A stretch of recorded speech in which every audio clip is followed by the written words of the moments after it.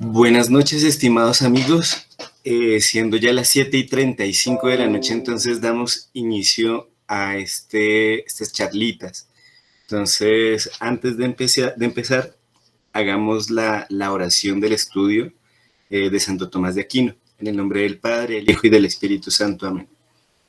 Creador inefable, tú que eres la verdadera fuente de luz y de sabiduría y el principio supremo, dígnate infundir sobre las tinieblas de mi inteligencia el resplandor de tu claridad, apartando de mí la doble oscuridad en que he nacido, el pecado y la ignorancia. Tú que haces elocuente la lengua de los niños, educa también la mía, e infunde en mis labios la gracia de tu bendición.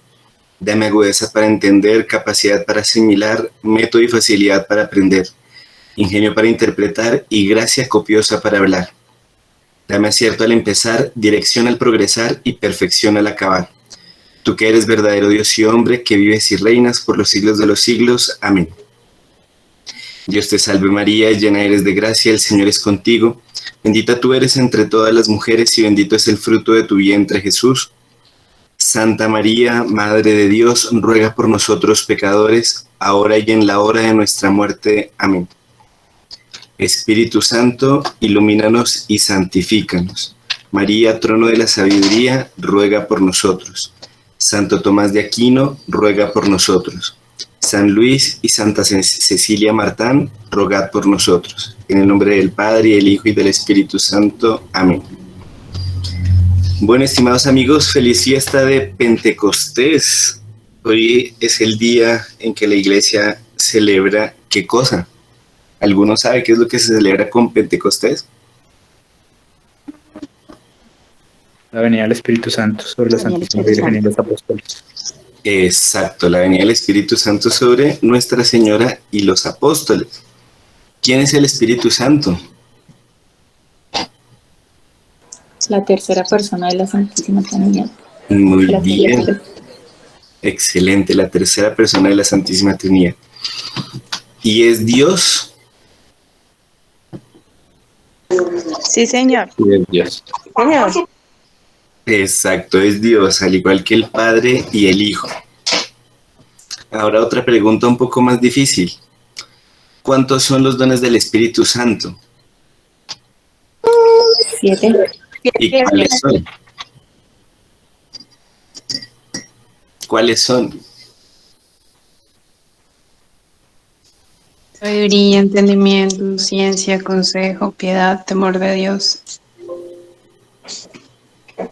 Exacto, son los 7 dones. Yo casi siempre me acuerdo por una regla mnemotécnica que en algún momento un padre me enseñó, y era algo así como saenco focipite. Entonces saenco habla de sabiduría, entendimiento y consejo, y focipite de fortaleza, ciencia, piedad y temor de Dios. Entonces, ahí como para recordar un poquito los dones del Espíritu Santo.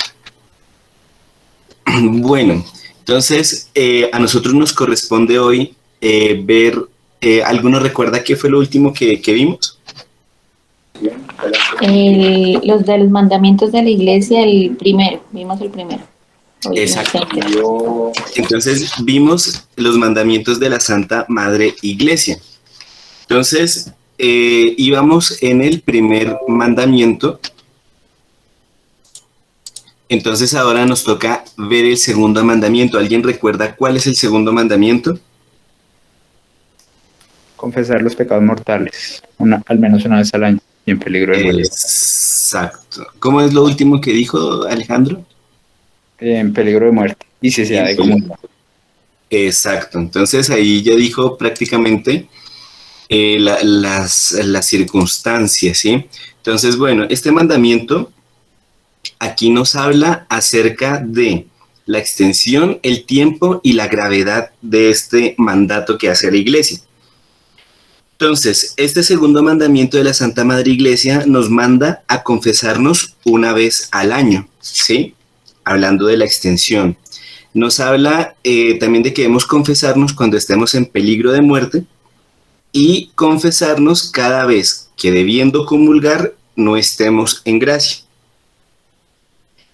La Iglesia estableció este deber de la confesión anual en el Cuarto Concilio de Letrán, en el año 1215. La confesión fue instituida ¿por quién?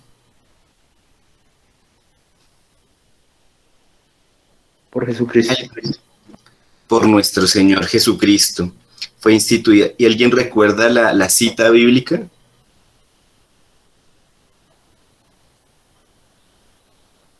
¿A quiénes? Les perdonéis los pecados. ¿Sí es eso? Les serán perdonados y a quienes se los ¿O es la retengáis. de... No, es esa, es esa. Exacto, lo que dijo Natalia Elise. Esa es la cita justamente con la cual se habla de o sea, se sostiene que nuestro Señor funda como sacramento la confesión. En los concilios, ¿qué es lo que se hace? Se establecen obligaciones, porque por ejemplo, a veces a los católicos se nos puede reprochar, ay, es que todo lo que ustedes creen no son enseñanzas de Jesucristo, lo que ustedes creen más bien son instrucciones que se han dado en los concilios. Es más, la fundación de la iglesia se debe a un edicto de Milán por allá con Constantino. Entonces, claro, hay un tema de leyes que se hacen en la iglesia, pero en cuanto a la esencia de la iglesia católica, el fundador es nuestro Señor Jesucristo, que es Dios. Por lo tanto, el precepto de confesarse no es solo eclesiástico, sino también divino. La iglesia únicamente determinó la frecuencia, ¿sí? La frecuencia mínima con que debía cumplirse bajo pecado este precepto. Es más, dentro de las personas que asisten a la Santa Misa los domingos, hay una bonita costumbre de confesarse cada 15 días o cada 8 días, ¿sí? Y se hace bajo la forma de dirección espiritual. Entonces, aunque la persona no haya cometido algún pecado mortal, pero entonces sirve como guía y sirve también como medio para recibir más gracias. Después, en cuanto al tiempo, la Iglesia no ha determinado el tiempo de la confesión anual, pero es costumbre que se haga en Cuaresma, por ser el tiempo de piedad y ya porque dentro de ella se obliga a la comunión anual. ¿Cuándo la Iglesia manda que se debe hacer la comunión anual? En Pascua. ¿Y por medio de qué mandamiento? Del tercero, comulgar al menos por Pascua de Resurrección. El tercer mandamiento de la Santa Madre Iglesia, así es. Entonces, la confesión frecuente es un medio necesario para que los que estamos en pecado salgamos del pecado, y es muy útil también para las personas justas, para que puedan perseverar, ¿sí? Entonces, es muy dificultoso que el que viva alejado de la confesión pueda alcanzar estas gracias que son tan necesarias para la salvación. Entonces, ahí también es otra respuesta a que el alma simplemente se puede confesar directamente con Dios, ¿no? Ahí necesitamos un intercesor, alguien que haya tenido esa misión, alguien que esté consagrado para realizarla. Y en este caso es el sacerdote. Después, este precepto obliga a quiénes.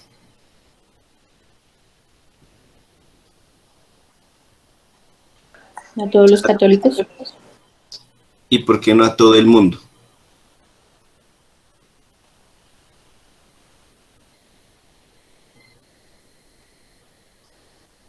Pregunta. ¿Obliga solo a los Por el católicos? bautizo, porque no están bautizados. Exacto, esa es la razón, Lisette. Entonces, este precepto obliga a todos los cristianos, a todos los católicos, ¿sí? Aquí no voy a hacer esas distinciones de cristiano y católico, no, porque aquí todos los católicos somos cristianos. Es más, es el nombre que por derecho propio tenemos, porque seguimos a Cristo nuestro Señor. Entonces, obliga a todos los bautizados, pero, a los bautizados que han llegado al uso de razón. y tienen la conciencia grabada con el pecado mortal, ¿sí? Entonces, para que se tenga en cuenta. Hay una bonita costumbre y es de a los niños, cuando están haciendo el curso de primera comunión, enviarlos a que hablen en el confesionario con el sacerdote, ¿sí? Para que se vayan acostumbrando a este sacramento. Pero entonces la obligación está principalmente, es bueno, en los cristianos, pero que tienen ya el uso de razón, ¿sí? Y en especial a los que han cometido pecado mortal. Entonces aquí también hay que tener en cuenta que el que no tiene sino faltas leves no está en rigor, no tiene la obligación estricta de la confesión, pero por un tema de conveniencia, no por necesidad, sino por conveniencia, es bueno que lo haga, ¿sí?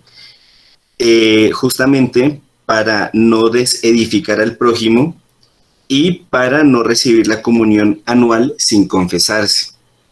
Entonces es un consejo práctico, de hecho ya lo habíamos hablado en algún momento, que los padres con este examen de conciencia que distribuyen hacen que la confesión sea más fácil de realizar, ¿sí?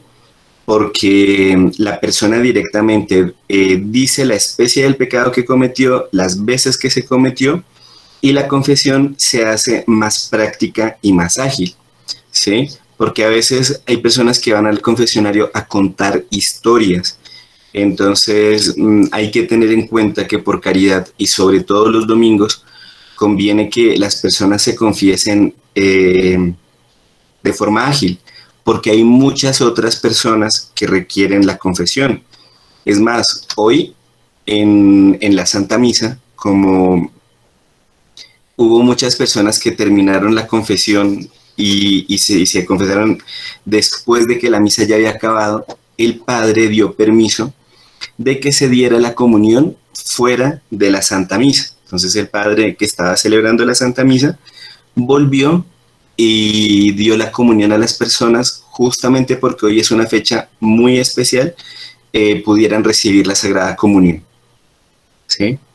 Entonces, bueno, es un tema práctico para ir directamente a la confesión. Ojo, ustedes me dirán, Mauricio, pero usted ha dicho que uno puede hacer dirección espiritual en la confesión. Sí, pero entonces ahí es bueno que se pongan de acuerdo con los sacerdotes y al que escojan como director espiritual de encontrarse una vez a la semana, ¿sí? Y ustedes llegan una horita antes de la Santa Misa y logran conversar con el padre de forma tranquila ahí en los cuartitos del confesionario, ¿sí?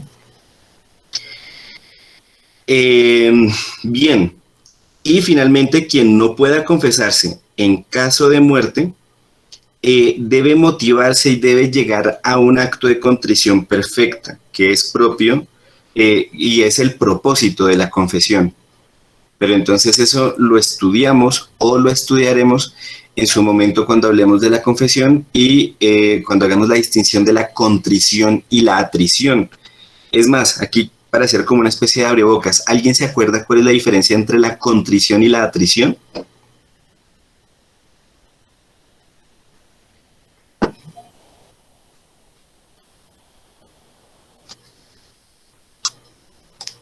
Bueno, creo que ninguno se acuerda. Entonces, Andrea Morales dice, arrepentirse por amor a Dios. Pero es, o sea, ¿cuál es la diferencia entre la contrición? ¿Cuál es cuál?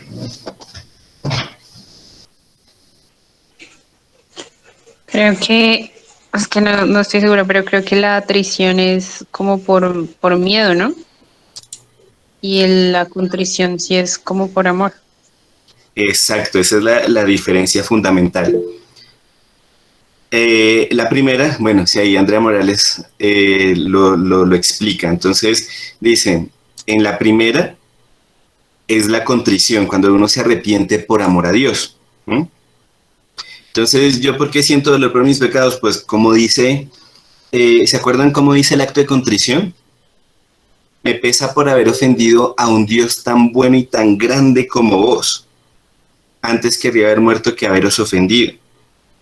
¿sí? Entonces se habla del arrepentimiento por el amor, pero también hay otro arrepentimiento que es por el miedo a los castigos del infierno, ¿sí? Y como decía Natalia, es ese arrepentimiento que se alcanza, pero sobre todo es como por el temor, ¿no? No tanto por el amor, es la diferencia. Entonces, la contrición perfecta o el arrepentimiento perfecto es la contrición, es llegar a lograr ese estado de arrepentimiento, pero por el amor tan grande que se le tiene a Dios, ¿no?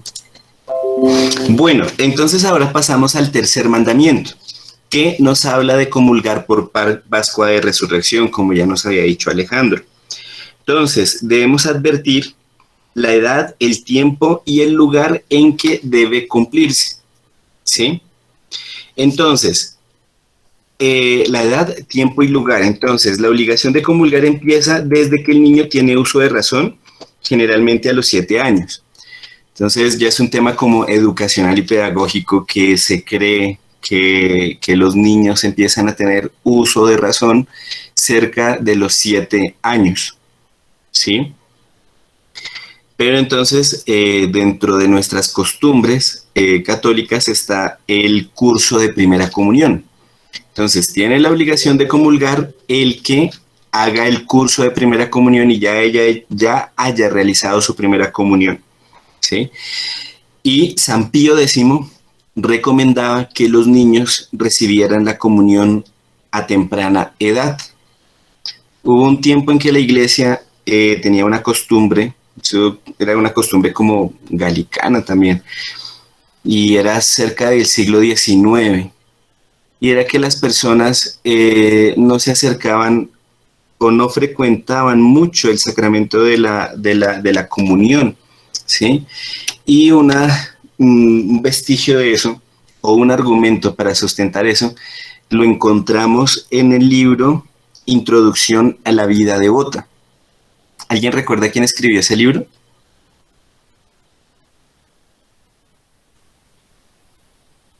San Francisco de Sales. Eso, al unísono, muy bien, San Francisco de Sales. Ese libro es muy bonito porque son una serie de cartas, una correspondencia que San Francisco de Sales tenía con una hija espiritual de él. Y era una hija espiritual que era casada. Entonces, ella hacía como dirección espiritual por medio de correspondencia y gracias a Dios San Francisco de Sales le respondía también por medio de las cartas, al punto que después cuando se publica este libro son la recopilación de estas preguntas y respuestas. Y en un momento San Francisco de Sales le dice a la hija espiritual que no tema recibir a nuestro Señor todos los días, por más de que haya una costumbre de comulgar una vez al mes o una vez a la semana, que cuando el padre le pregunte le diga que su director espiritual le permitió comulgar todos los días. Entonces ahí nos damos cuenta de algunas costumbres que había en algunos lugares de la iglesia y que bueno, pues gracias a Dios se fueron quitando, y San Pío X llega al punto de recomendar que los niños entre más pequeños reciban la comunión, ¿sí? Siempre y cuando sepan a quién están recibiendo. Por eso es que les hacen el examen de primera comunión. Si el uso de razón viene con certeza antes de los 7 años, entonces obliga antes, pero entonces ahí cada papá tiene que darse cuenta. Advierte sobre eso la iglesia y dice que los niños que ya tienen edad para ello y no comulgan, justamente tendrían los papás que vigilar ¿cómo decirlo? Esa disposición intelectual que ya tiene el niño, cuando ya tiene el uso de razón, para que entonces los inviten y lleven a los niños a los cursos de primera comunión. Es más, ahorita los padres están realizando los cursos y creo que van hasta ahora como en la 3ª semana de clases. Entonces, ánimo los papás que tienen hijos ya con edad para hacer la primera comunión. Perdón, Mauricio, ¿podríamos explicar lo de qué es el uso de razón? ¿Cuáles son las características para que el padre pueda distinguirlo en el momento. El uso de razón se entiende que es como esa capacidad que el niño ya tiene de distinguir entre lo que es bueno y lo que es malo. ¿Mm? Porque recordemos que en las etapas del desarrollo intelectual del niño, cuando nace no distingue qué es lo bueno y qué es lo malo. ¿Mm? Entonces, cuando ya el papá, y justamente es una labor de los papás porque son los que conocen y viven con sus hijos, entonces ellos se dan cuenta cuando el niño ya empieza a orar como con cierto conocimiento de lo que está haciendo, ¿sí? Entonces cuando miente y lo hace a propósito, el niño sabe que está haciendo algo malo. ¿Mm? Entonces, en ese caso ya conviene que el niño se acerque y se le dice al padre, le dice, padre, mire, el niño, yo creo que ya tiene uso de razón, y además porque el uso de razón es una capacidad, sí, que demuestra una perfección intelectual. Un niño que no tiene todavía uso de razón no distingue entre el pan normal y entre la Sagrada Eucaristía. Recordemos que para los católicos nosotros tenemos un principio, un dogma, y es creer en la transubstanciación. Y la transubstanciación es creer que nuestro Señor Jesucristo, en la consagración de la Santa Misa, baja y transforma ese pan y ese vino en su cuerpo, sangre, alma y divinidad. Después de la consagración ya no hay pan ni hay vino, sino que solamente se conservan las apariencias, solamente lo que afecta a los sentidos. ¿Mm? De hecho, la misa del Corpus Christi, que la gran mayoría de oraciones las compone Santo Tomás de Aquino, son muy bonitas para poder explicar, y no solo son bonitas, sino que son bastante intelectuales y muy profundas para explicar el misterio de la transubstanciación, ¿sí? Entonces, ustedes me dicen, Mauricio, está hablando de un misterio, ¿cómo que explicar el misterio? Bueno, un misterio se puede describir, pero ya en el cielo entenderemos cómo Dios obra ese milagro. Pero lo que la Iglesia sí nos manda a creer es que nuestro Señor está presente en la Sagrada Eucaristía. Entonces, si el niño logra entender eso y lo logra explicar, entonces se puede decir que el niño ya tiene el uso de razón. ¿Sí? Listo.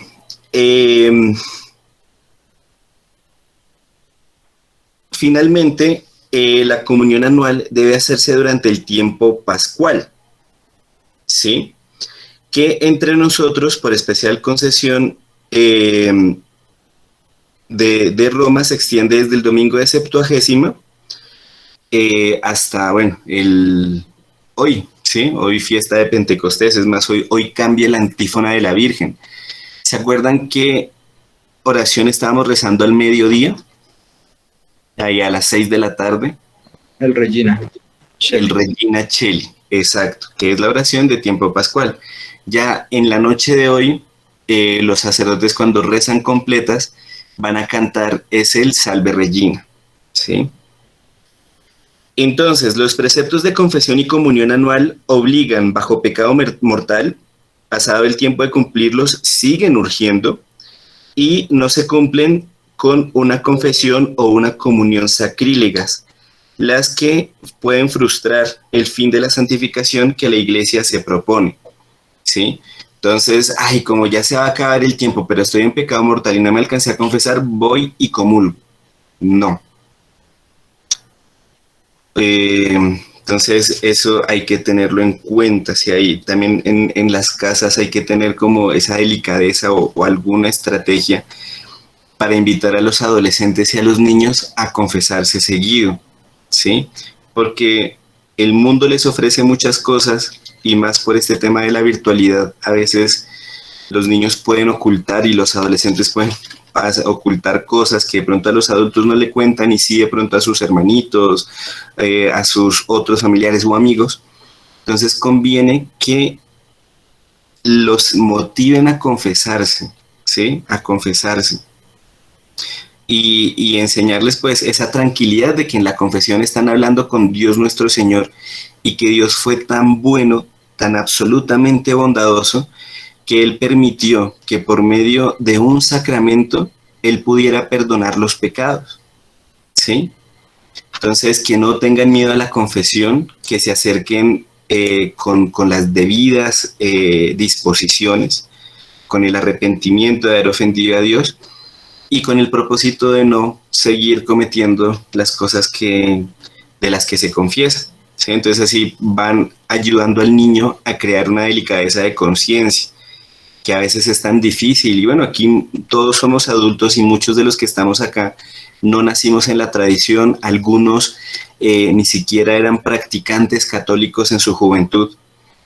Entonces es difícil muchas veces tener estas costumbres que nos propone la iglesia, pero para eso estamos los adultos y los padres de familia, para ayudarles en ese ejercicio a los niños y a los adolescentes a tener esas virtudes mejor aprendidas que nosotros. Listo. Después pasamos al cuarto mandamiento de la Santa Madre Iglesia. ¿Y qué dice ese cuarto? Sí, Alejandro. Una pregunta. Es que en el catecismo decía algo como que uno debe comulgar en la parroquia, o si no hay que avisarle al propio párroco, o si se va a comulgar en otra. ¿Eso a qué se refiere? Eso se refiere a la jurisdicción que tienen los sacerdotes sobre las almas. Entonces, así como cada uno busca su hogar para ir y dormir, para descansar, para alimentarse, las almas tienen sus parroquias, y las parroquias son esos referentes, esos lugares donde son apacentadas sus almas. ¿Qué pasó? Estamos en tiempos que no son normales. ¿Y por qué no son normales? Porque no en todas las parroquias se celebra la misa tridentina. En muchas parroquias ya se tiene como un rito casi distinto a lo que propone la Santa Iglesia en cuanto al sacrificio de la misa, el santo sacrificio, el sacrificio incruento. Entonces muchas personas que se acercan a la tradición, ¿sí? Vienen y comulgan y reciben los sacramentos en estas parroquias, ¿sí? Y aquí es como que el alma está buscando esto que no se da en otras parroquias. Esa es una razón por las cuales ya la práctica cambió. La segunda razón, que es más remota, en tiempos de la Revolución Industrial, cuando empezaron a existir las fábricas, cuando los católicos tenían que cumplir obligaciones laborales con una empresa que tenía una doctrina capitalista, pero que en el fondo era animada por un espíritu de la predestinación protestante. Entonces esta gente no podía cumplir con los preceptos del domingo. Entonces la iglesia le permitió a las almas, pues, primero poder escuchar la misa en la tarde, porque antes no existían las misas de la tarde, las vespertinas, solo eran matutinas, y se les permitía entonces a los trabajadores, a los obreros que trabajaban en las fábricas, asistir a los lugares que quedaran cerca para poder cumplir el culto. Pero entonces, claro, el catecismo, no sé, ¿cuál catecismo es, Alejandro, el que está leyendo? El catecismo mayor, el San Pío X. El catecismo de San Pío X, claro. Entonces, recordemos que San Pío X justamente es el papa al que le toca prácticamente iniciar el siglo XX, ¿sí? Y todas estas consecuencias funestas de las doctrinas económicas anticatólicas. Ustedes pueden decir, bueno, sí, pero es que León XIII ya lo había advertido, sí, pero es que no es... bueno, pero León XIII también es posterior. Entonces, claro, es el catecismo que él escribe es para unos tiempos normales de la Santa Iglesia.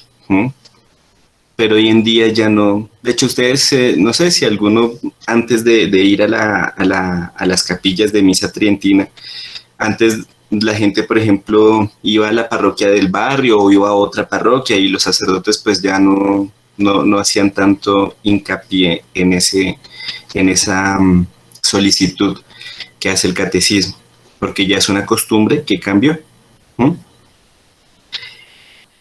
Y bueno, eso se refiere, o sea, en conclusión, al tema de las jurisdicciones, ¿sí? Es más, para casarse hay algunos, sí, la gente tiene que pedir permiso si se va a casar en una diócesis o en otra, ¿no? Entonces, eso, insisto, o bueno, recuerdo, se refiere al tema de la jurisdicción eclesiástica. Listo. Entonces, después vamos a hablar del cuarto mandamiento. Entonces, el cuarto mandamiento habla acerca del ayuno, ¿sí? El ayuno y la abstinencia. Pregunta, ¿qué es el ayuno?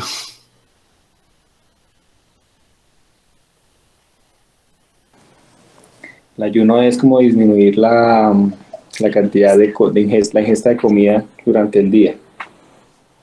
Disminuir la ingesta de comida. Bien. ¿Qué más puede ser ayuno? ¿O de qué otra forma se puede definir? También puede ser... Sí, eso, tal cual. Una penitencia. Listo. ¿Qué es la abstinencia?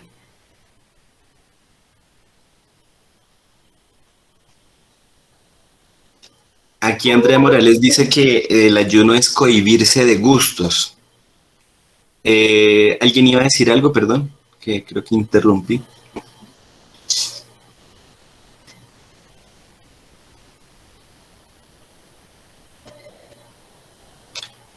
¿Qué es la abstinencia? La abstinencia se refiere específicamente a dejar de consumir, a no consumir carnes de animales de sangre caliente, pues los días que la iglesia indique. Muy bien, diste en la definición precisa, porque mucha gente a veces dice, no, abstinencia es no comer carne, pero ¿qué se entiende por carne? Entonces, no, solamente no se puede comer carne de res, pollito sí. ¿Y por qué pollito sí? Porque es que el pollito es de carne blanca, es un animal de carne blanca.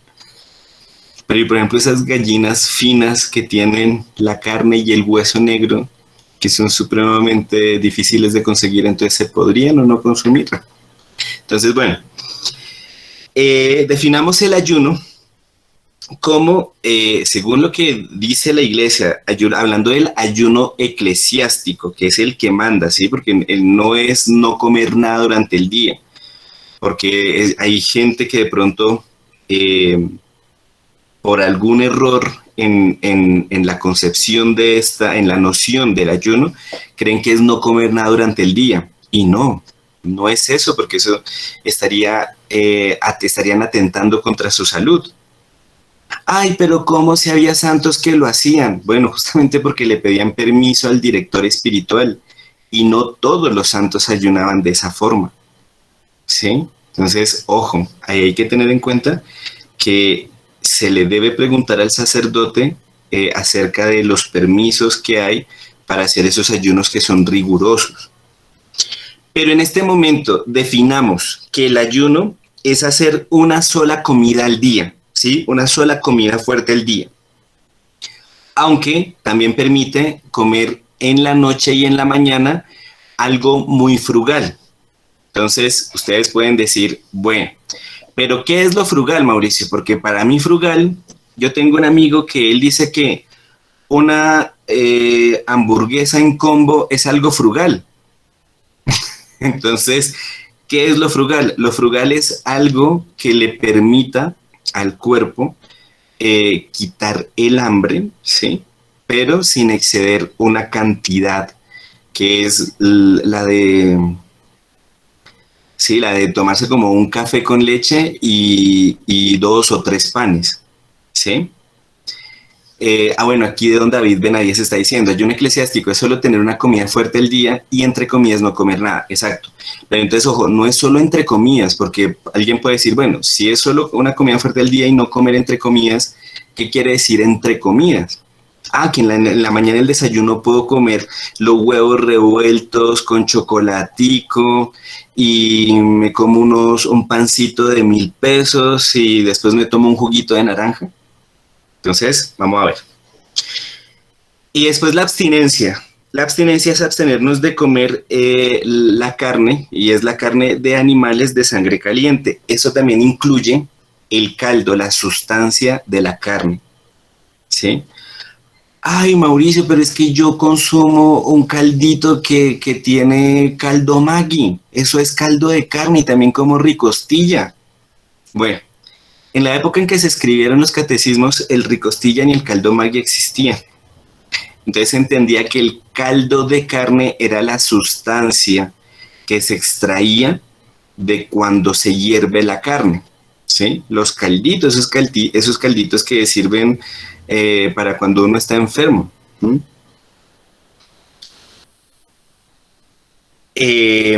Listo. Entonces, bueno, recordemos que está el ayuno con abstinencia, que es el miércoles de ceniza, el viernes santo. Está también los viernes de cuaresma, ¿sí? Para que lo tengamos en cuenta. Igual, bueno, ya pasó esa época y los padres ya lo dijeron en los sermones y lo explicaron. Las personas que pertenecen a la tercera orden, aquí es como la cuña publicitaria. Hubo reunión de la tercera orden el sábado y es recomendable que nos animemos a ser miembros de la tercera orden. Sí, hay muchas personas que cumplen ya con los requisitos de la tercera orden. Ahorita no los recuerdo todos. ¿Perdón? Mauricio, una pregunta, qué pena. El sábado santo, es que tengo esa duda. ¿El sábado santo se puede comer carne? Porque nuestro Señor todavía todavía está muerto en ese día. Bueno, entonces espérate, termino de hacer el comentario y ya te respondo acerca del sábado santo. Entonces, hay muchas personas y entre los que están aquí asistiendo a la charla, cumplen con las obligaciones de la tercera orden. ¿Por qué? Porque rezan el rosario todos los días. Escuchan la Santa Misa todos los días y si no lo pueden hacer de forma presencial, pues bueno, por este tema de la pandemia, la escuchan en internet. Además de eso, hay personas que hacen meditación diaria. Hay personas que no ven televisión, ¿sí? Hay personas que sí, prácticamente están cumpliendo con los requisitos que se exige para estar en la tercera orden. Entonces, es laudable, es interesante que puedan ser miembros de la fraternidad. ¿Mm? Cierro la cuña publicitaria. Después, lo que preguntaba Luis acerca del sábado santo. Sí, el sábado santo es uno de los 3 días del triduo, valga la redundancia, pascual, de los 3 días más grandes de Semana Santa.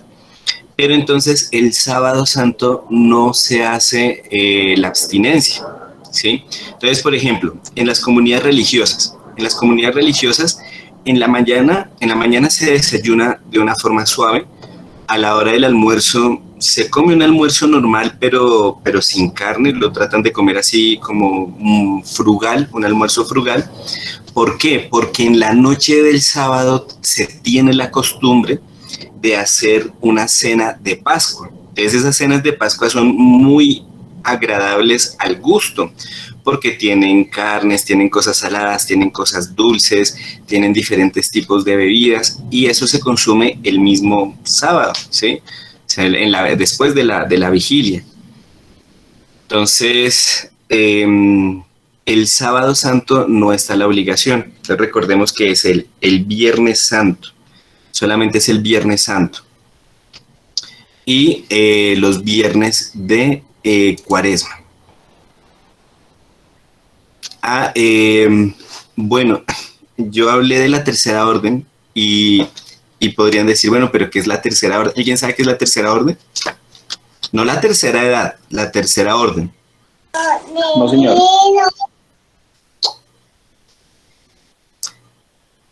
Bueno, entonces, la tercera orden, que no se debe confundir con la tercera edad, la tercera orden es una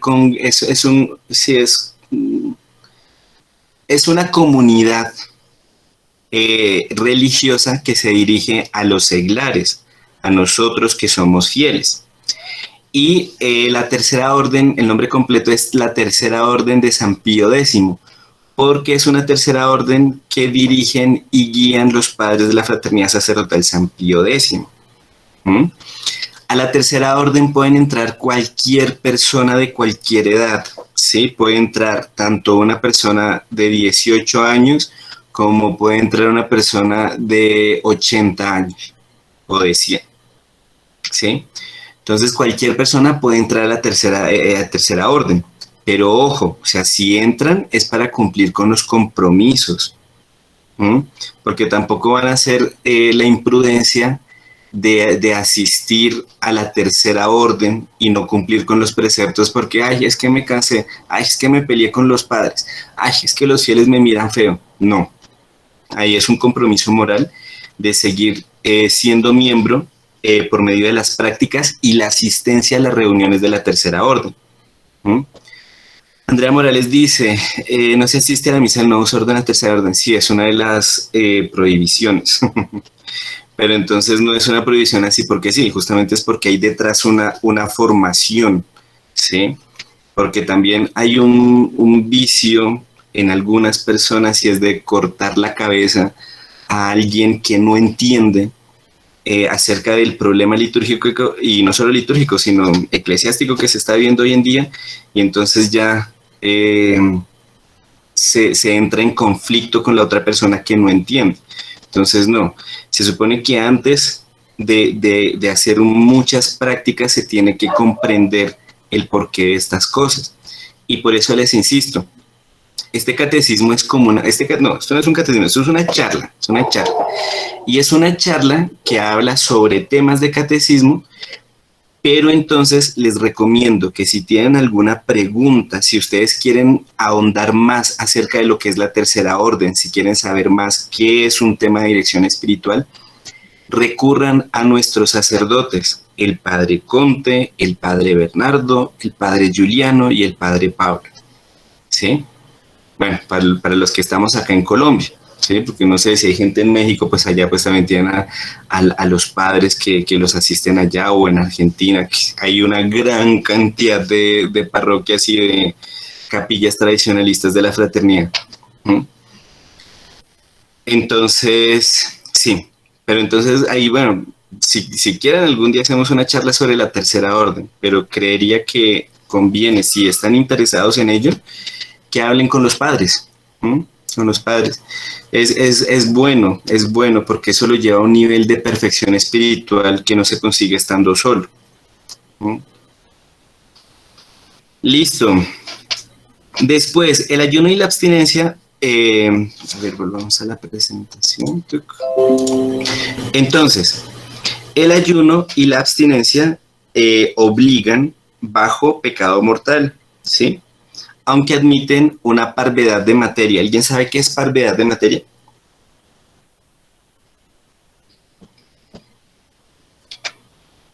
Es un término muy usado en el catecismo sobre temas morales. Cuando hay parvedad de materia.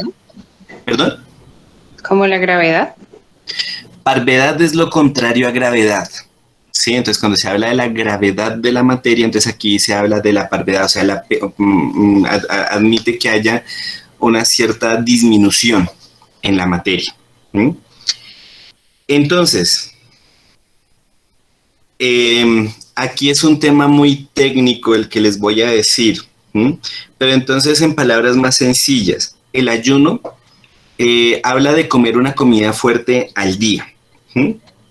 Entonces, se come una comida fuerte al día, pero entonces en la noche y en la mañana uno se puede comer aproximadamente, no sé, una taza de café, una taza de chocolate, y se puede comer 3 panes. Y en la noche se pueden tomar un caldo, de esos caldos como esas, no sé si conocen esas pastas Ajinomen, o bueno, esas pastas rápidas. Una porción de esas pastas no rompería el ayuno. ¿Mm? Una pasta de esas, porque bueno, la sustancia que se le agrega, el polvo ese que viene, es lo que les digo, eso del caldo Nor, caldo Maggi, bueno, no sé cómo se llaman esos caldos, pero bueno, esos caldos de gallina y de carne, pero que no son de origen animal, ¿sí? Y lo que decía David Benavides, no se puede comer entre comidas. Ojo, el agua no rompe el ayuno, ¿sí? Entonces, el agua no rompe el ayuno y el tinto no rompe tampoco el ayuno, pero ojo, no es que me voy a tragar, perdónenme la expresión tan castiza, pero no es que me vaya a tomar una jarra de tinto porque, ay, como no rompe el ayuno, entonces me lo tomo todo. No, o sea, uno se podría tomar un tinto, pero no más. Entonces también hay que tener cuidado con la salud, la gente que sufre de gastritis, los que tienen acidez, los que sufren de reflujo, bueno, todas las personas que tengan problemas gástricos, que eso también deben comentárselo al padre. Acordémonos el principio fundamental, Dios no exige lo imposible. Entonces, como Dios no exige lo imposible, entonces, en ese caso, cuando hay cosas que dispensan, hay que hablarlo con el sacerdote. Después, el ayuno obliga desde los 18 años hasta los 60. Eso, de hecho, el padre ya lo dijo, casi siempre, los padres lo dicen casi siempre iniciando la cuaresma, pero aquí lo estoy recordando. Y la abstinencia se cumple desde los 7 años hasta toda la vida. Ay, pero yo tengo 82 años, entonces yo sí puedo comer carne. No, usted no puede comer carne, usted lo que no puede hacer es ayuno. Pero carne sí toca que se abstenga. Listo. Después, cuando se habla del ayuno especial, debe atenderse a 3 cosas: a la cantidad, a la calidad y al tiempo de las comidas. Entonces, la comida principal puede tomarse todo lo necesario para que el cuerpo quede satisfecho, ¿sí? Entonces, no se abstengan de quedar bien llenitos a la hora del almuerzo, o si deciden poner esa comida principal a la mañana. Conozco gente que la comida principal la pone en la mañana y después a la hora del almuerzo y en la noche comen de forma frugal, ¿sí? Porque el principio es una sola comida fuerte al día. O hay otras personas que en la mañana no se les abre mucho el apetito, al mediodía comen algo muy frugal y por la noche, cuando llegan del trabajo y que están supremamente hambrientos, entonces se comen la comida principal por la noche. Entonces, en la parvedad de la mañana se permite tomar hasta 2 onzas de peso. Entonces, lo que les decía, un pocillo de café con leche y una rebanada de pan. En la colación de la noche, hasta media libra. ¿Sí? Hasta media libra. Por eso el ejemplo que les ponía eran estas pastas rápidas. Porque además de que son pura harina, ¿sí? Es pasta, se mezcla con agua y eso le permite a uno quedar satisfecho, ¿sí? Dice aquí en el catecismo, en la colación de la noche hasta media libra, 8 onzas, por ejemplo, un poco de sopa, arroz, un huevo y alguna legumbre o pan. Pero nada de carne, ¿sí? Nada de carne. La calidad de los alimentos. Entonces, ¿se puede comer carne en días de ayuno? ¿Ustedes qué piensan? Sí. Sí se puede. ¿Se puede comer carne en días de ayuno? Díganme un ejemplo. Por lo general, el ayuno y la abstinencia siempre van como de la mano, ¿no? Como... Exacto. Por eso les digo que me den un ejemplo de un día que se haga abstinencia, que no vayan acompañados al ayuno y la abstinencia. O sea, díganme el día en que se haga ayuno y se pueda comer carne. Si quieren, miren el calendario. Y no lo van a encontrar. Entonces, aquí lo que nos acaban de decir, el ayuno y la abstinencia casi siempre van acompañados. ¿Sí? Profe, pero una consulta, si uno, digamos, tiene como hábito en la semana hacer ayuno, no tiene que ser los viernes, puede ser un martes, un miércoles, un día que uno escoja, y si uno ya lo tiene como hábito, pues uno podría, en la comida de plato fuerte, podría comerse una carne que no sea que sea diferente a pescado, ¿no? Muy buena pregunta, don David. Pero entonces aquí, ¿ese ayuno lo manda la iglesia? o es un ayuno de carácter personal y piadoso? Ah, bueno, sí, sería de carácter personal y piadoso. Claro, entonces esa es. Aquí yo les estoy diciendo es de los ayunos que manda la Santa Madre Iglesia.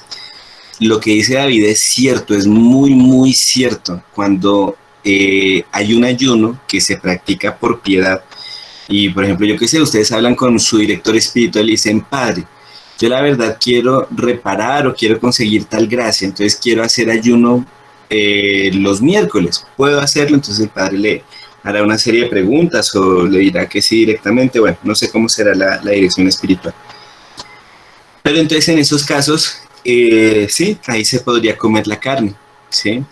Pero entonces, ojo, ahí son ayunos que brotan es de la piedad, no los que son mandados por la iglesia, ¿sí? Los que son mandados por la iglesia casi siempre van acompañados el ayuno y la abstinencia, siempre van acompañados, ¿sí? Entonces, aquí,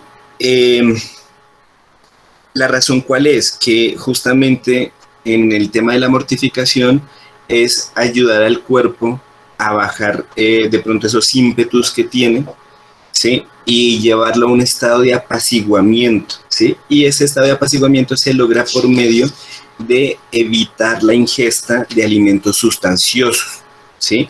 Como la carne. ¿Mm?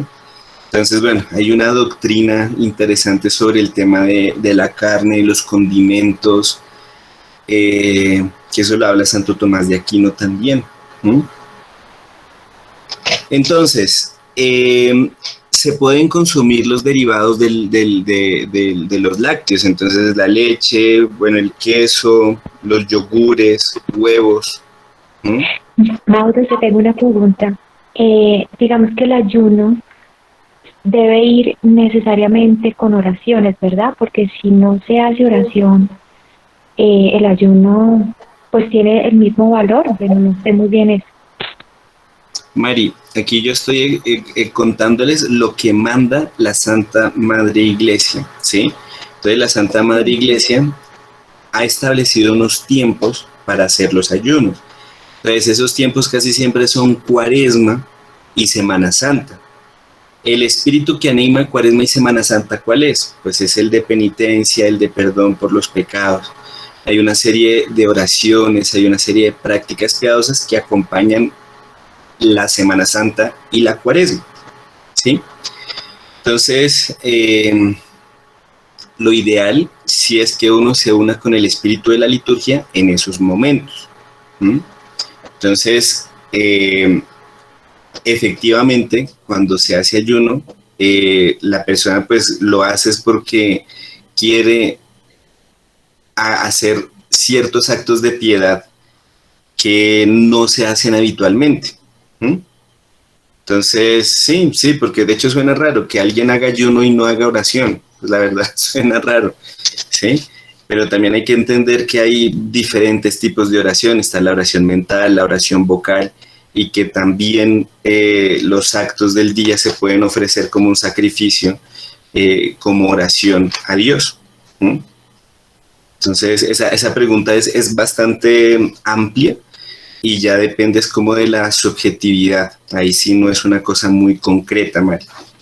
Pero entonces, insisto, si la persona va a hacer un ayuno de forma particular, pues conviene que hable con el sacerdote para que lo guíe en cómo se debe hacer ese ayuno. ¿Mm? Después, el tiempo. Entonces, la comida especial debe hacerse al mediodía, dice el catecismo. Sin embargo, si alguno se acostumbra a almorzar antes, puede hacerlo a la hora acostumbrada. Puede también anticiparla por una causa justa. Entonces, por ejemplo, el tema del viaje, el trabajo o la mucha debilidad. ¿Mm? Entonces, la gente que tiene problemas gástricos que les obliga a comer cada 3 horas, conviene que hablen con el sacerdote, ¿sí? Para que no vayan a hacer algo que vaya en detrimento de la salud. Se puede invertir el orden de las comidas. Entonces, por ejemplo, tomar por la mañana la colación y por la noche la parva. El que quebrantó el ayuno con 2 comidas copiosas no está obligado a nada. porque ya el ayuno quedó definitivamente quebrantado, ¿sí? O sea, ahí ya, pues, o sea, si ya se rompió el ayuno, pues ya como se vuelve otra vez al estado de ayuno, y no se puede. Pero entonces yo les pregunto, en la abstinencia, ¿el que comió carne ya rompió la abstinencia y por eso puede seguir comiendo carne?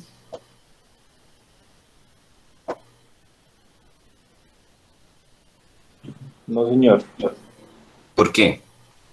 porque es como el que comete pecado y pues entonces como ya pecó, entonces sigue pecando. Pues no, no es. Entonces, aquí lo que dice Jaime, en la primera parte dice, bueno, sí, no, o sea, el que quebranta la abstinencia no puede seguir comiendo carne. Es distinto al ayuno, porque sí, el ayuno ya se quebrantó, no se puede volver de nuevo al estado de ayuno, entonces ya se cometió el pecado.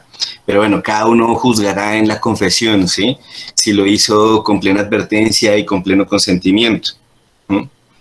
Porque hay gente que a veces por descuido quebranta el ayuno, entonces bueno, y conviene que le pregunten al Padre cuando se estén confesando. En el caso de la abstinencia, si yo como carne y me doy cuenta que es día de abstinencia, ¿qué tengo que hacer? Guardar la comida, congelarla y comérmela después, porque es un pecado muy interesante, ¿sí? O sea, es un pecado que se va computando es por los gramos de carne o los momentos que yo voy comiendo carne. Entonces, yo no sé si a ustedes les ha pasado, pero pues a mí sí me ha pasado que justo el viernes de Cuaresma, entonces estoy en la oficina y nunca llegan a ofrecer comida, nunca, nunca, pero justo alguien llega con unas empanadas de carne. O sea, nunca, es que en serio, ni para el cumpleaños llegan a ofrecerle a uno una empanada, pero el viernes de Cuaresma llegan con una empanada. Entonces, uno todo contento, ay, tiene ajicito, claro, claro. Y uno le va a pegar el primer mordisco y uno, ay, hoy es abstinencia. Entonces, en ese caso, uno que hace, guarda la empanadita, uno no la bota, ¿sí? Uno guarda la empanadita y se la come el día siguiente. ¿Mm? Es terrible, es que de verdad es como si las malas costumbres se animaran a cometerse en estos días que son tan sagrados y que se le manda al católico a no comer carne. ¿Mm? O por ejemplo, yo qué sé, si a veces les ha pasado que empiezan a comer y ya comiendo dicen, ay, hoy había abstinencia, porque a veces uno se levanta con ganas de comer algo, ¿sí? Entonces uno se levanta con esas ganas de comer carne y uno se acuerda, claro, es que hoy es viernes de Cuaresma, por eso es que tengo tantas ganas hoy. Entonces, cuando ya la persona comió la carne, no puede seguir comiendo carne, ¿sí? Entonces eso es para que lo tengan en cuenta, ¿no? En ese momento se detiene el consumo de la carne y se guarda, ¿no? Aquí David Benavides dice, si se llega a romper la abstinencia un viernes, se debe hacer una penitencia. Pues en general, siempre que uno comete algún pecado, debe hacer alguna penitencia como en reparación. Pero uno sí tiene que confesarse a la siguiente vez que uno vaya a la iglesia a decir, Padre, mire, yo consumí carne el viernes de Cuaresma, ¿m? Y lo hice por descuido, no lo hice con plena intención. Y el padre le preguntaría, ¿usted siguió comiendo? No, padre, yo guardé la empanada, guardé la hamburguesa, guardé el pedazo de churrasco que había pedido. Ah, bueno, listo. Entonces el padre le va a dar una penitencia acorde con lo que usted comió. Padre, es que se me olvidó 3 veces el viernes, porque por la mañana me comí una empanada y después al mediodía me comí un pedazo de carne. Entonces ahí el padre justamente va a computar según las onzas o los gramos de carne que se haya comido la persona. Es un pecado muy, muy curioso, porque es un pecado que se mide de forma cuantitativa, ¿sí? A diferencia de los otros pecados que tienen un aspecto cualitativo, ¿sí? Bueno, también hay un aspecto cuantitativo en decir cuántas veces se cometió, ¿sí? Pero espero yo me haga entender en cuanto a que este pecado tiene como esa graduación en cuanto a la cantidad, sino a la cualidad. Entonces, está prohibido comer en día de abstinencia carne de animales de sangre caliente, el caldo hecho con jugo de carne, el tocino, los chicharrones, la sangre, entonces la sangre uno se la come en una pipitoria o se la come en esas ricas rellenas que vienen en los piquetes. Se me abrió el apetito. Eso está prohibido. ¿Pero qué no está prohibido? Entonces no están prohibidos los animales de sangre fría, los peces, las tortugas, etcétera. Ni la manteca para sazonar los alimentos, ni la leche, ni los lácteos. Entonces, quien come varias veces carne al día, en día de abstinencia, comete varios pecados, porque siendo la abstinencia precepto negativo, se peca cuantas veces se quebranta. Esa es la definición técnica, pero ya les expliqué en palabras más entendibles esa definición. ¿Sí? Pero entonces... Una consulta, qué pena. Sí, yo me refería, digamos, en un viernes fuera de Cuaresma, digamos que los viernes no come uno carne, pero si por algún descuido ingirió uno carne, debe hacer una penitencia o una reparación. Bueno, don David. Que no sea de Cuaresma. De Cuaresma, listo, ya le entendí. Bueno, entonces volvamos a los principios. La Iglesia, tiempo atrás, ha mandado a que los católicos no consumamos carne los viernes. ¿Sí? Entonces, nosotros deberíamos no comer carne los viernes del año, de todo el año. Pero entonces, por un privilegio de Roma para América hispánica, para Hispanoamérica, los viernes que eran fuera de Cuaresma se podía comer carne, ¿sí? Eso es un privilegio por ser hijas de España, ¿sí? Pero después vino el Papa, creo que fue Pablo VI, ahora no me acuerdo qué Papa fue, que quitó todos los privilegios que había en las iglesias, ¿sí? Entonces, el privilegio de poder comer carne los viernes que fueran fuera de Cuaresma, entonces se anuló. Pero entonces, como después vino una especie de laxitud en la iglesia, donde prácticamente los viernes de Cuaresma se decía que con una obra, con un sacrificio, se reparaba el no consumir alimentos. ¿Sí? Entonces, por ejemplo, yo hoy no quiero hacer ayuno, pero entonces como me gusta fumar tanto, me abstengo de fumar un cigarrillo. Pero eso sí, a la hora del almuerzo me como una bandeja paisa. Entonces, eso fue cerca de los años 60, esa laxitud en el cumplimiento de ese precepto. Entonces, ¿qué dicen los padres cuando uno viene a las capillas tridentinas? Entonces le dicen, mira, lo ideal es que usted no coma carne los viernes, ¿sí? Eso es lo ideal. Padre, cualquier viernes del año, sí, cualquier viernes del año. Ojo, a excepción de que justo ese día caiga San José, el 1 de mayo, pues San José patrono, San José artesano, o caiga alguna fiesta de primera clase, ¿sí? Como de hecho pasó este año. ¿Alguien se acuerda qué fiestas fueron las que cayeron un viernes? Bueno, no me acuerdo. Pero entonces los padres dijeron, bueno, entonces aquí tratemos de conservar la abstinencia y de correr el ayuno. Entonces, bueno, entonces ese papa quitó esos privilegios que había para toda Hispanoamérica. Entonces ahora todos quedamos con el mandato de hacer la abstinencia todos los viernes del año. Entonces, ¿qué mandan los padres de las capillas? Entonces dicen, bueno, trate de conservar, si usted lo puede, el no comer la carne los viernes y trate de difundir esa costumbre en su familia. Es lo que pregunta don David. Entonces, claro, si uno por inadvertencia en esos días come la carne, hace una penitencia, sí. Y el principio es más como moral que, como un deber, ¿sí? Como un deber moral más que algo que obligue bajo pena de pecado mortal, ¿sí? Ojo, los que son de la tercera orden sí cometerían pecado mortal porque ellos obligan su voluntad a ese voto. De hecho, eso en algún momento ya lo explicamos con el segundo mandamiento, que hablábamos de los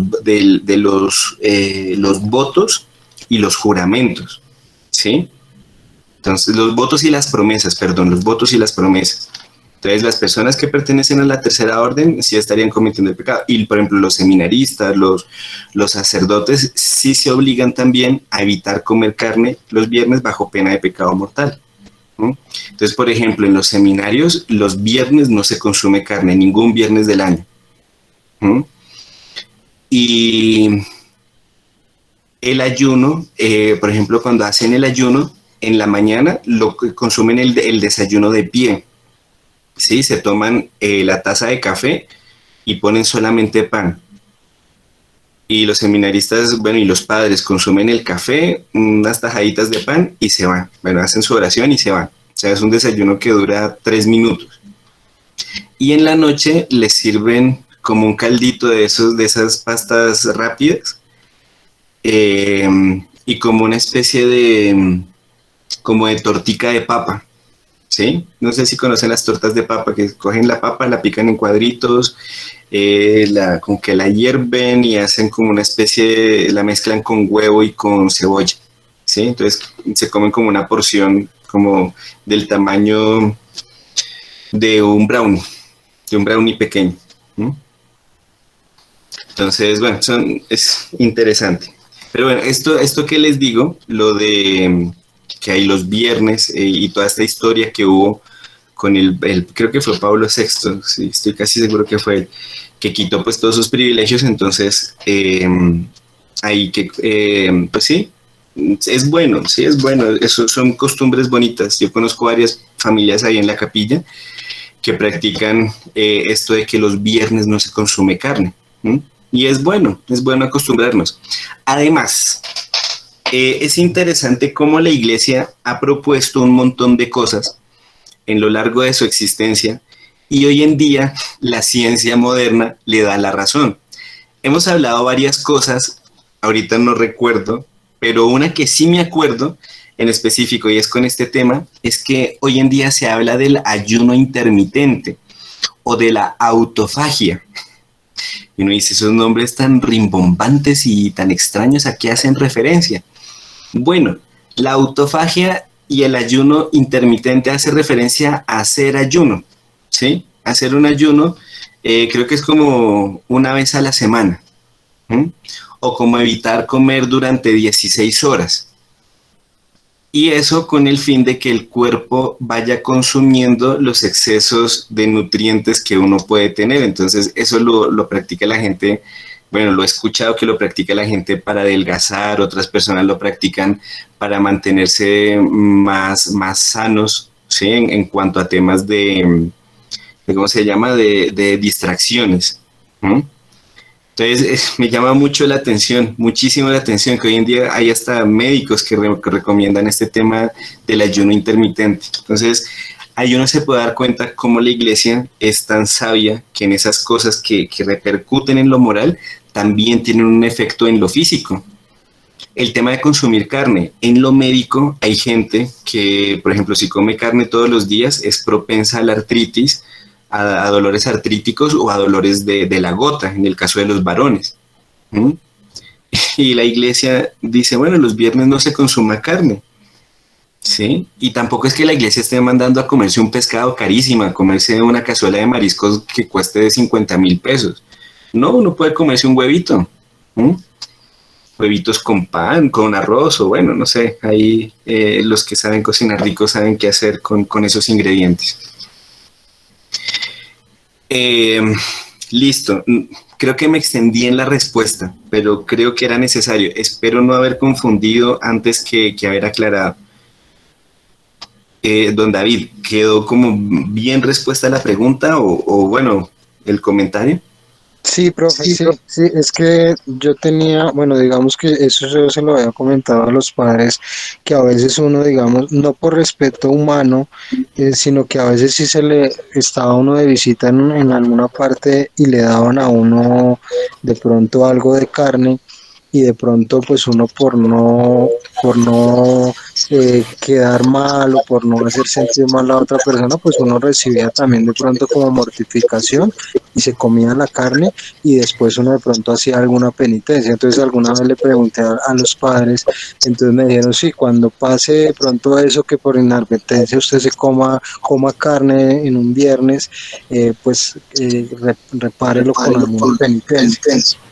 Claro, entonces, claro, es el tema. Cuando es inadvertencia, uno sí lo repara, pero cuando uno advierte, y lo que les digo, que a veces pasa los viernes de Cuaresma, ¿sí?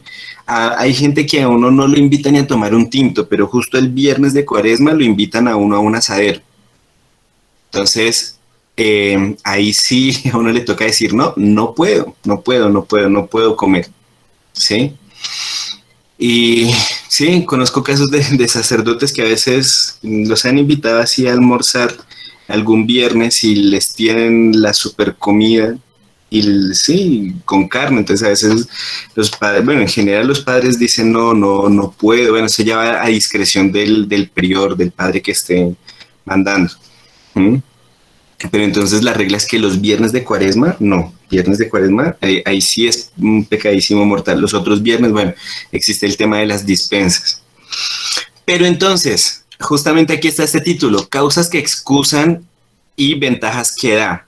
Bueno, antes de pasar a eso, aquí preguntan, dice, bueno, ¿y cuando uno va a una misa dominical, deberías hacer el ayuno de 3 horas o de 12 horas? Bueno, entonces el ayuno que manda la iglesia, volvemos otra vez a estos temas que sucedieron a mitad del siglo XX, ¿sí? Cerca de los años 60, cerca del Concilio Vaticano II.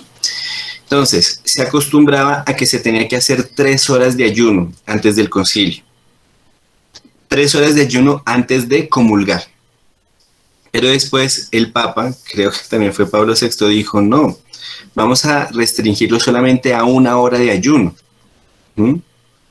Entonces los padres en la capilla recomiendan que se haga el de 3 horas y creo que uno lo alcanza a hacer, porque si uno desayuna y uno se va para la capilla y no muchos vivimos cerca a la capilla, entonces el trayecto en el que uno anda, pues ya cuenten la hora del ayuno, más la hora y media que dura la Santa Misa hasta el momento que uno comulga, prácticamente estaría haciendo el ayuno, bueno, habría que hacer una medición más concreta, pero aquí solamente estoy haciendo como un cálculo al aire.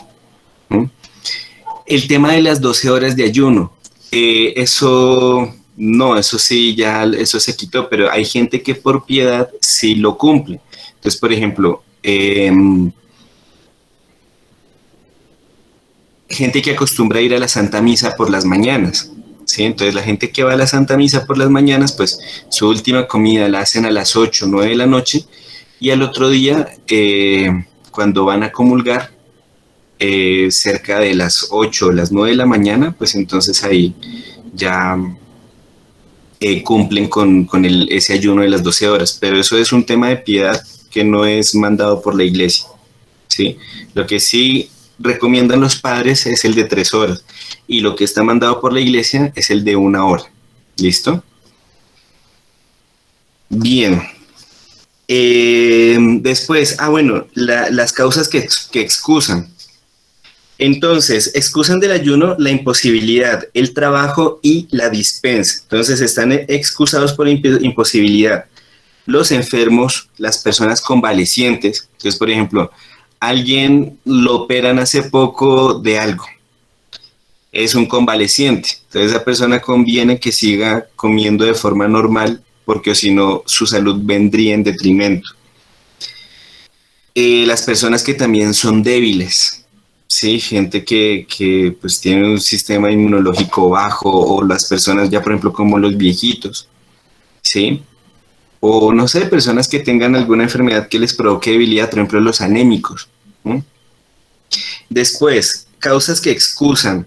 El catecismo también dice que los pobres que no tienen cómo preparar convenientemente la comida principal del día.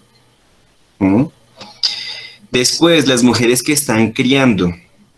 y de modo general las personas que al ayunar no pueden cumplir con los deberes de Estado o perjudiquen gravemente su salud. Entonces imagínense, por ejemplo, una persona que trabaja de albañil, ¿sí? Todos los días echando pala, o todo el día, perdón, echando pala, o el campesino que tiene que con sus propias manos labrar la tierra. Claro, si se pone a debilitar el cuerpo al mediodía, le da la pálida y se desmaya. Entonces volvemos otra vez a lo mismo. La iglesia no exige lo imposible. Están eximidos por trabajo los que se ocupan en trabajos materiales que causan gran fatiga corporal. Los agricultores, albañiles, carpinteros, mecánicos. Entonces ahí igual hay que hablar con los padres. De suyo, no están excusados los escribientes, los secretarios, los abogados, los comerciantes, los dependientes de almacenes, los peluqueros, los sastres, los tipógrafos, los cocineros, o sea, en general todos los trabajos que sean de oficina, porque esos trabajos no implican una grave fatiga del cuerpo, ¿sí? Entonces pueden sí estar excusados, pero por otros motivos, entonces por el tema de la debilidad, por la alimentación deficiente. Están excusados también los viajeros, si deben caminar a pie un largo trecho. Pero si viajan a caballo, en carro, en avión o en barco, no están excusados a menos de que el viaje traiga gran fatiga, ¿sí? Por trabajo intelectual están excusados los maestros si enseñan 4 o 5 horas diarias. Si esto les causa gran cansancio. Y los estudiantes que estudian más de 9 horas al día, pero la verdad yo no sé si hoy en día haya algún estudiante que se dedique a estudiar 9 horas al día. Bueno, de pronto si uno está en parciales, sí, en esos casos sí, pero en general creo que los estudiantes tienen como una vida más tranquila en estos tiempos. Y excusan de la abstinencia la pobreza, la enfermedad, los trabajos materiales muy fuertes y la imposibilidad de reemplazar la carne por otro alimento conveniente. ¿Sí? Una pregunta, Mauricio, qué pena. Tú dijiste que las mujeres criando, o sea, las mujeres gestantes. Exacto, las gestantes y las que están lactando. Entonces, si tú estás embarazada, entonces en la próxima Semana Santa, si estás embarazada, entonces estarías dispensada. ¿Sí? Son las causas que excusan. Vale, gracias. Bueno.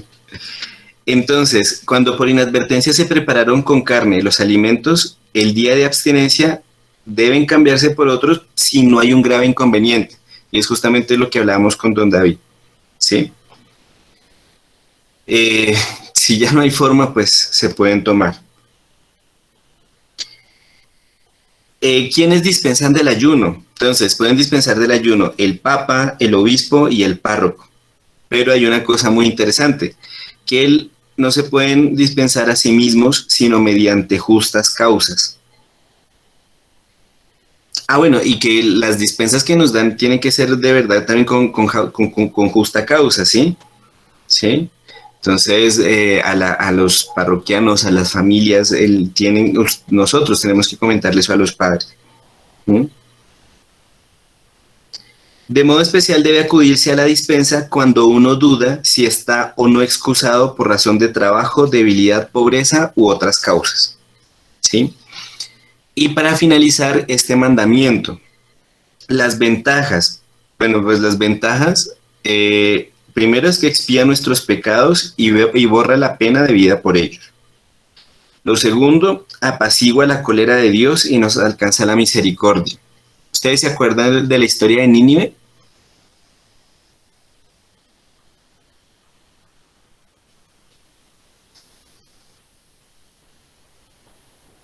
Hola. No, señor. A donde tiene que viajar, donde se esconde el profeta y se lo come la ballena y él tiene que ir a anunciar a Nínive que cambie, que se convierta. ¿Cuál es ese profeta? Se me acabó de ir. Jonás. Jonás, exacto, Jonás esa historia es muy interesante porque da a entender como de ese valor que debemos tener para cumplir las cosas de Dios. Porque Jonás no quería ir, el tipo dijo, no, es que yo no quiero ir por allá, y se le paró a Dios y le dijo, no, es que yo no quiero, y Dios le dijo, usted tiene que ir, Jonás. Y Jonás creyó que iba a engañar a Dios, y va y se esconde, y se va en un barco, y resulta que el barco naufraga, y estando naufragando viene una ballena y se lo traga, y la ballena se lo lleva prácticamente al lugar donde él no quería, ¿sí? Después de los 3 días que dura en el vientre de la ballena, como cuenta la Sagrada Escritura, llega a Nínive. Y en Nínive él tenía, porque es que yo no sé, yo lo que entiendo es que él como que tenía miedo, sí, tenía como respeto humano, y él no quería decirle al rey nada. Entonces cuando ya Jonás dice, no, pues ya no me puedo escapar de la voluntad de Dios, pues tengo que llegar a predicar. Entonces le dice al pueblo de Nínive que se tienen que arrepentir, porque si no se arrepienten van a venir castigos más grandes, y que Dios ya está muy encolerizado porque ellos tienen una sociedad muy mala. Entonces el gobernante de Nínive escucha a Jonás, lo manda a llamar y le dice, oiga, sí, tiene razón, nosotros somos una caspa, entonces vamos a hacer ayuno. Entonces él ordena a que todo el pueblo haga ayuno y se cubra la cabeza con ceniza, ¿sí? De hecho, el vestigio de lo de la cabeza con ceniza es el miércoles de ceniza para nosotros, ¿sí? De hecho, la ceniza los clérigos se la ponen es en la cabeza, en la parte donde iría la tonsura. Y los fieles se ponen la ceniza en la frente. ¿Sí? Entonces, la historia de Nínive nos recuerda también en estos tiempos que estamos en crisis, ¿sí? Que estamos con tantos paros, con desabastecimientos. Es un tema complicado lo que se está viviendo hoy en día, pero entonces aquí volvemos a recordar este tema de las ventajas del ayuno. Apacigua la cólera de Dios y nos alcanza de él la misericordia. Entonces, cada uno puede preguntarle al Padre en confesión si puede hacer ayuno. Bueno. Después, debilita la sensualidad y somete la carne al espíritu. Esto es una cosa también importante porque, por ejemplo, creo que Aristóteles, sí, bueno, no me acuerdo, o Platón, bueno, no sé, algo así, decían como que el mejor momento para poder pensar era en la mañana, ¿sí? Porque no se habían consumido alimentos y el cuerpo estaba pues sometido al carácter intelectual. Entonces, para los que les gusta la vida intelectual, el tema del dominio de las pasiones de los ayunos va muy acompañado con la lucidez intelectual. De hecho, hasta los enemigos de la iglesia comprendieron eso, como Immanuel Kant. Hace apta nuestra mente, nuestra alma, para adelantar en la virtud y en la piedad. ¿Sí? Entonces, la iglesia ha moderado muchísimo el ayuno primitivo y consistía solamente en hacer una sola comida después de ocultarse el sol. Hoy en día, y pues lo dice el catecismo, hoy en día, o sea, hace 50 años, se permite la comida de la mañana y la de la noche. Y se ha pasado al mediodía la comida principal, todo con el fin de facilitar su cumplimiento. Entonces, eso es lo que podemos decir con respecto al cuarto mandamiento. Y para finalizar ese cuarto mandamiento, el que está exento del ayuno no lo está exento de la mortificación, porque la ley de la mortificación es universal. De hecho, acuérdense lo que dice nuestro Señor: si no hiciereis penitencia, todos pereceréis por igual. Listo. Pregunta: ¿alcanzo a hablar del quinto mandamiento o dejamos hasta ahí? Es cortito. O mejor dicho, ¿me regalan 10 minutos más o ya terminamos acá? Por mí no hay inconveniente, Mauricio. Sí. Bueno, este quórum de 30 personas me han respondido 3. Bueno, no sé. Entonces, listo. Vamos a seguir atendiendo a a la buena voluntad de estas pocas personas que me han respondido. Listo, y para finalizar el tema de los mandamientos de la Santa Madre Iglesia, porque recordemos que ya vimos los mandamientos de la ley de Dios, ahora estamos viendo los mandamientos de la Santa Madre Iglesia, ¿sí? Entonces, el último mandamiento que nos manda, pagar diezmos y primicias a la Santa Madre Iglesia. Entonces, ¿de qué habla este mandamiento? Entonces, la Iglesia tiene un derecho estricto a exigir de los fieles algunas contribuciones. ¿Por qué? Porque es que sin ellas el culto no tendría el esplendor necesario y los ministros no podrían vivir convenientemente. Sí, esa es la razón. En la Sagrada Escritura también leemos en el Nuevo Testamento, cuando nuestro Señor dijo a sus discípulos, el que trabaja tiene derecho a la recompensa. Y San Pablo dice, Dios ha ordenado que los que predican el Evangelio vivan del Evangelio. ¿Sí? Entonces, claro, si los padres se dedicasen a ejercer sus profesiones, entonces no tendrían tiempo para preparar los sermones, ni para rezar, ni para guiar las almas, y serían otros hombres de mundo. ¿Mm? Y más que nuestros padrecitos, es bien interesante cómo viven, porque en los prioratos no hay televisores. En los prioratos los padres no pueden escuchar la radio, así, la radio comercial. Los padres cuando tienen acceso a internet lo hacen en un lugar público, ¿sí? Casi siempre, no sé si han visto la biblioteca de los padres, es un espectáculo de biblioteca, porque es una habitación gigante, como una habitación como de 4 metros por 6, 4 por 6. Y todas las paredes están forradas en libros. Entonces es espectacular, ahí yo creo que no se aburren nunca. Y en ese lugar es donde los padres pues acceden al internet, bueno, descargan y responden los emails. De hecho, ahí mismo es donde están los celulares para responder los mensajes que nosotros recibimos por Telegram. De hecho, la cuenta no es una cuenta personal, sino que es una cuenta como comunitaria. Los padres responden por medio de esa cuenta. Y sí, nuestros padrecitos habitualmente se la pasan estudiando. Y hay padres que están encargados del apostolado, de ir a visitar enfermos. Entonces, como son tantos fieles para tan pocos sacerdotes, entonces imagínense si tuviesen que hacer otra actividad para poder conseguir lo que necesitan para el sustento. Entonces, las contribuciones eclesiásticas obligatorias entre nosotros, ¿cuáles son? El diezmo y las primicias, ¿sí? Entonces, cuando hablamos del diezmo, consiste en dar a la iglesia la 10ª parte de los frutos de la tierra y de los ganados. Por costumbre autorizada por la iglesia, cuando se trata de frutos que se benefician con bastante gasto, como el café, el trigo, la panela, se cumple con dar una 20ª parte. Los que no tienen cosechas de animales deben pagar el diezmo personal, o sea, una participación del salario o de la renta. Eso es lo que dice el catecismo. Pero entonces yo un día hablé con el padre y bueno, sí, esta vez sí fui el que le preguntó, le dije, padre, entonces para hacer el diezmo, ¿qué se tiene que hacer? Entonces, sumar lo que uno gana al año y dar el 10%. Entonces el padre me dijo, sí, en estricto sentido eso es el diezmo, pero cada uno puede dar lo que está posibilitado a dar, ¿sí?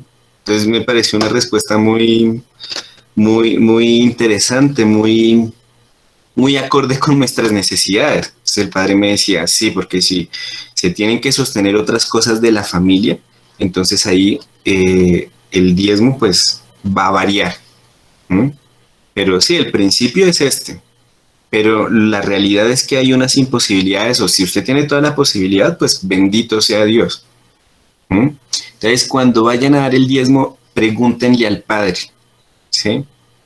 Porque pues los padres saben las necesidades que tienen las familias. De hecho, eso es lo bonito de la capilla, que uno se involucra con los padres y ellos no solo lo conocen a uno, sino el entorno familiar en el que uno vive. Entonces, el consejo es más acertado cuando uno va directamente y le pregunta al padre.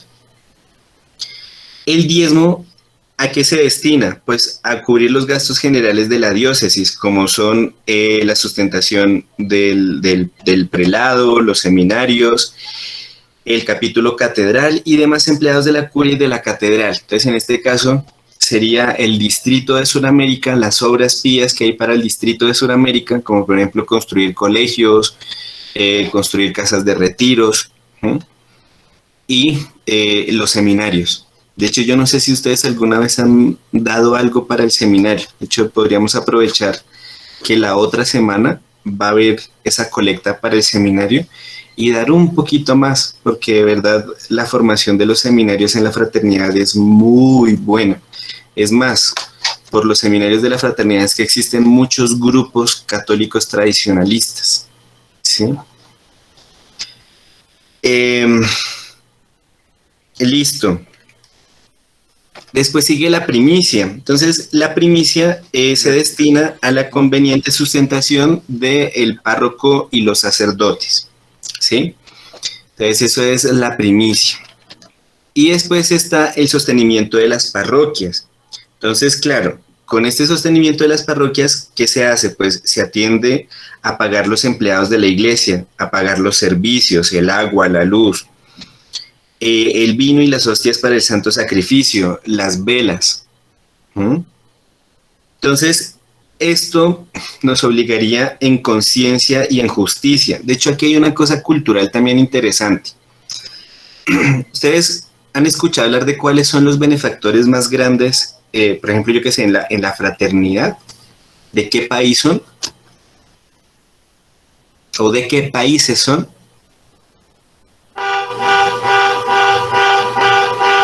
Imposible que alguno no haya escuchado, porque de hecho con el proyecto del colegio muchos han escuchado que se va a abrir un nuevo colegio y se le pide a la fraternidad.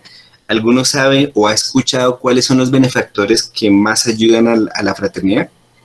¿De qué países son?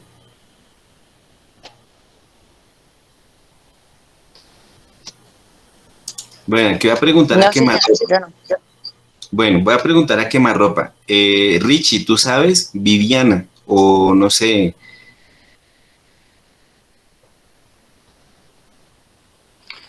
Tengo entendido que en Europa, en Francia. Exacto. Entonces, es bien interesante esto. ¿Ustedes se acuerdan qué pasó en Francia con la Iglesia Católica después de 1789? O bueno, de la Revolución Francesa. Bueno, aquí Luz Muñoz dice Suiza. Bueno, estos países que ustedes me están nombrando,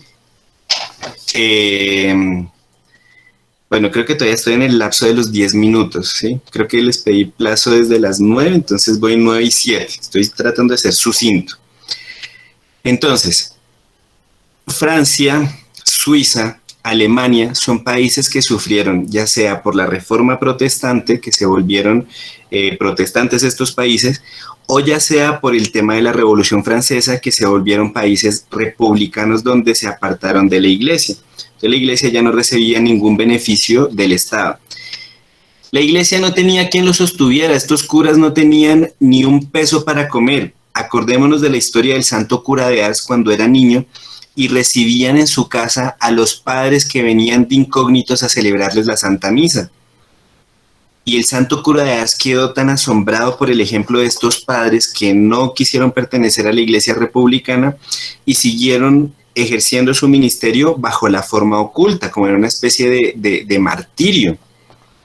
Entonces, ¿qué pasó con estos curas? Pues los fieles eran los que los sostenían. Los fieles eran los que sostenían a los sacerdotes. Aquí en Hispanoamérica, nosotros, como siempre, tuvimos hasta hace poco, una buena relación entre la iglesia y el Estado. Entonces, el Estado le proporcionaba como una especie de salario a los sacerdotes, ¿sí? Pero eso después, ya con estas leyes que propusieron a separar la iglesia del Estado, ¿sí? Las nuevas constituciones, entonces ya en cierto modo como que se desligan de esa obligación. Segundo, los padres de la fraternidad tienen una comunidad que es misionera, que está en el mundo y que tiene pues como un funcionamiento propio. Entonces se necesita que los fieles les ayudemos. No estoy diciendo que todos los días tengamos que sacar 100,000 pesos y que cada mes tengamos que sacar 1,000,000 de pesos para darles. No estoy diciendo eso tampoco, no quiero ser tampoco malinterpretado. Battery is low. Please recharge in time. Perdón, me hablé el aparatito, que ya la batería se está acabando, entonces entiendo que ustedes también ya están cansados. Pero entonces termino con esto. Entonces, la sustentación de los párrocos también se da por estas otras limosnas que damos aparte, ¿sí? Entonces, estas limosnas que damos aparte se le dan a los sacerdotes para el sostenimiento de las capillas. A veces uno debe distinguir cuando la plata uno se la quiere dar directamente al padre. Entonces, por ejemplo, para los 25 años del aniversario del padre. Entonces, uno le dice, padre, este dinero es para sus gastos personales y este otro dinero es para los gastos del priorato. ¿Sí? Entonces, cuando vayan a dar esas limosnas que son aparte, distínganlos, ¿sí? Porque casi siempre los padrecitos, toda la plata que reciben, bueno, lo que yo tengo entendido, la dan es a la capilla. Entonces, ustedes distingan eso, digan, padre, esto es para usted, porque a veces los padres, yo que sé, necesitan comprarse algo para ellos, ¿sí? No sé, desde el champú, de las cosas de aseo personal, hasta, yo que sé, comprar, no sé, imprimir copias, perdón. Entonces, hay que atender, por ejemplo, a los llamados que hacen los padres. Por ejemplo, no sé si recuerdan cuando empezó la pandemia, que pues cerraron las iglesias, los padres no tenían pues las mismas entradas que tenían siempre, entonces les tocó recurrir por medio de las redes sociales y decir, bueno, ayúdennos, ¿sí? Y pues ahí es en la medida que cada familia pueda, que cada persona pueda, pues se le ayuda a los sacerdotes, ¿sí? Entonces, recordemos los pasajes de la Sagrada Escritura en Deuteronomio, en Éxodo, en Números, que hablan acerca del cumplimiento de estos deberes, sí, como materiales para con la iglesia. Listo, finalicé, me tomé 2 minutos de más, bueno, 12 minutos. ¿Hay alguna pregunta? Mauricio, una pregunta. No me quedó claro, la primicia, digamos, ¿es un porcentaje o cómo se maneja el tema de la primicia? Ah, bueno, la primicia es como, la distinción es en cuanto a la destinación, ¿sí? Entonces, la primicia sí hace referencia a estos frutos primeros, ¿sí? O sea, como lo que se sacaría también del dinero que uno posee, pero para ayudar a los párrocos, ¿sí? En cambio, el diezmo es para los gastos generales. Esa es la distinción. Diezmo, gastos generales. Primicia, gastos de los sacerdotes y los párrocos. De los párrocos y los sacerdotes que viven con ellos. Es la distinción, ¿sí? Ahí no es una distinción como de partes del salario o de las ganancias que uno tiene, no, es como el mismo dinero, pero entonces es la destinación, y por eso era que les decía, cuando ustedes van a darle algo a los padres, si es dinero, les dicen, padre, esto es para usted, ¿sí? Y esto otro es para el priorato. Es más la distinción del... Pero bueno, en últimas, en conclusión, hay que ayudar a nuestros curitas. ¿Sí? Ok, gracias. Bueno.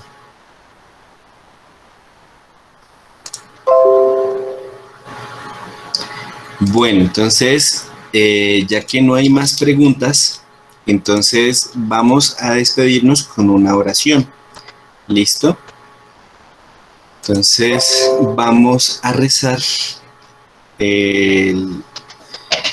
la oración del Espíritu Santo. En el nombre del Padre, del Hijo y del Espíritu Santo. Amén.